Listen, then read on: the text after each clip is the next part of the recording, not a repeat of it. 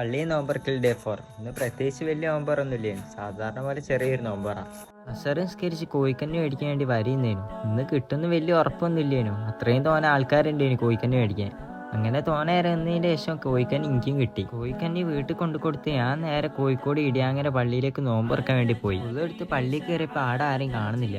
ഞാൻ വിചാരിച്ചു ഇവിടെ നോമ്പറില്ലേക്കും. ഞാൻ ആടെ തന്നെ ഇരുന്ന് എന്തായാലും ബാങ്ക് കൊടുത്ത എനിക്ക് നോമ്പറക്കാലോ. കുറച്ചു നേരം കഴിഞ്ഞപ്പോൾ ആടെ നോമ്പറക്കാനുള്ളതൊക്കെ എടുത്തു വെക്കേണ്ടി വരും. ബാങ്ക് കൊടുക്കുന്ന 5-10 മിനിറ്റ് മുന്നേ ആൾക്കാരൊക്കെ വരാൻ തുടങ്ങി നോമ്പറക്കാൻ വേണ്ടിയിട്ട്. ഞാനൊരു പ്ലേറ്റും ഗ്ലാസ്സും എടുത്ത് ഓരോ കൂടെ അവിടെ ഇരുന്നു. ഇവിടെ നിന്ന് നോമ്പറക്കാൻ കാരക്കയും ഫ്രൂട്ട്സും ചായയും ബോണ്ട് ചെയ്യണം. ഞാൻ ഒരു ബോണ്ട് നിന്ന് കഴിഞ്ഞപ്പോൾ ഒരിക്കാക്ക വന്നിട്ട് എനിക്ക് പിന്നെ ഒരു ബോണ്ടിയും കൂടി തന്നു. നോമ്പ് പറഞ്ഞതിന് മഗ്‌രിബ് നിസ്കരിച്ച് നേരെ മുഗദാർ ബീച്ചിലേക്ക് പോയി.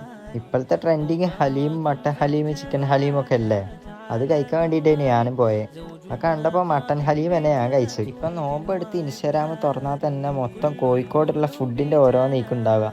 അതുകൊണ്ട് ഞാൻ ഇൻസ്റ്റാഗ്രാം അധികം നോക്കലില്ല. മട്ടൻ ഹലീം ആദ്യമായിട്ട് ഞാൻ കഴിക്കുന്നത്, എന്നാൽ എനിക്ക് ഇഷ്ടപ്പെട്ടു. ഹലീം കഴിച്ച് ഉപ്പിലിട്ട പൈനാപ്പിളും കഴിച്ച് ഞാൻ നേരെ വീട്ടിൽ പോയി. വീട്ടിലാണ് പുട്ടും ചിക്കൻ കറിയും ഉണ്ടായിരുന്നു. നമ്മൾ വീട്ടിൽ നിന്ന് കഴിക്കുന്നതും പുറത്തുനിന്ന് കഴിക്കുന്നതും രണ്ടല്ലേ, അതുകൊണ്ട് ഞാൻ വീട്ടിൽ നിന്ന് കഴിച്ചു.